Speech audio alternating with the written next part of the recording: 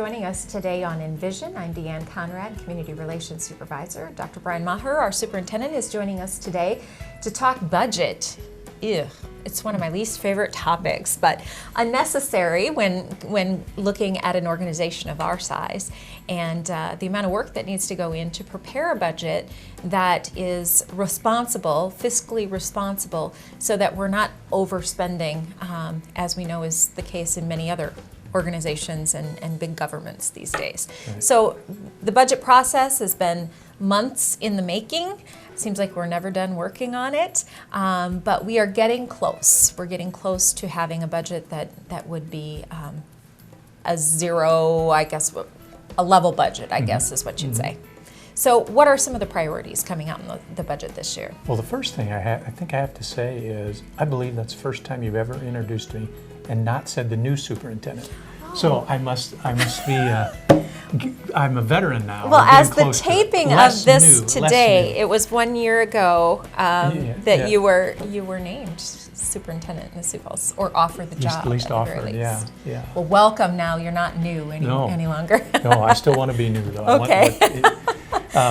But the budget, you talked about your least favorite. You know, that is one of the things that we get, I think we think of schools and we think of developing students, et cetera, and we lose sight of the fact that the school district is a large business, and the Sioux Falls School District is the largest, educational business in the state of South Dakota, at least from a K-12 perspective. So the budget is a big thing, and it is a never-ending cycle. It seems like you're either in the middle of a budget, or you're ending a budget, or you're beginning a new budget, or where we are right now, we're developing a new budget as we go through the end of the current budget. So it's a big deal, if you will. Right. We have, as you said, we've talked for months about this current or the next budget that we're working on. And in a few short weeks here, or in April, we'll be hopefully ratifying that budget at the board level. So it's a pretty serious time in terms of budgeting process. But one of the things that I really like about the new budget is that I think it's going to accomplish several things.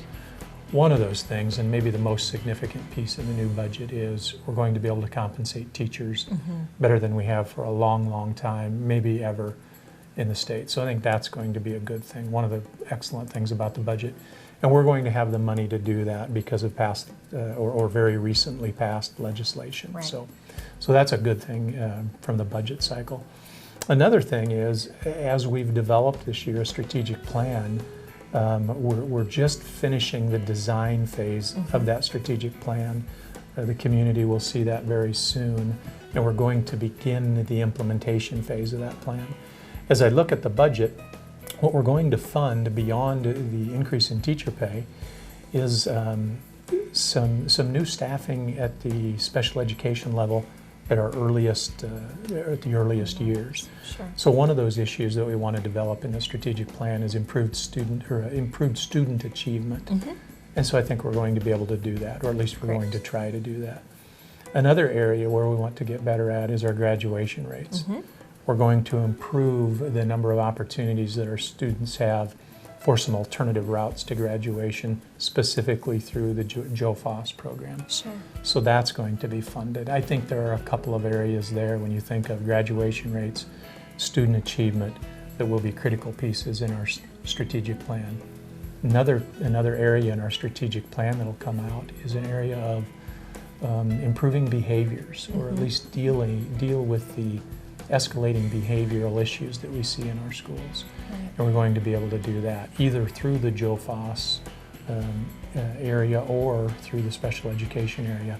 I think we're going to be able to address that issue in both of those fronts. So we're going to be able to do that and not raise your local property taxes, at least not very much. So I think the budget is going to be a fiscally sound budget and really help us address some issues this next year. Wonderful, and it's taken a couple of months to get through this strategic planning process, but it's been valuable time where we can learn more about even the community perception and what our own data shows us about those key areas that are important for us to address in the next several years. Right. When you think about it, we had dozens and dozens and dozens of options to consider in the budget, and we narrowed it down to a few. And one of the things we used to narrow it down was, what does the strategic plan say? What are we really after here? Right. And I think we were able to accomplish that. Good. Well, the budget, though it is a daunting task, is a necessary one, and one that we are putting the final touches on. There'll be a preliminary adoption in April with a final adoption then in July. So look forward to more information about the budget. If it's something you love, crunching numbers, there are plenty of numbers there. So thanks for joining us today on Envision.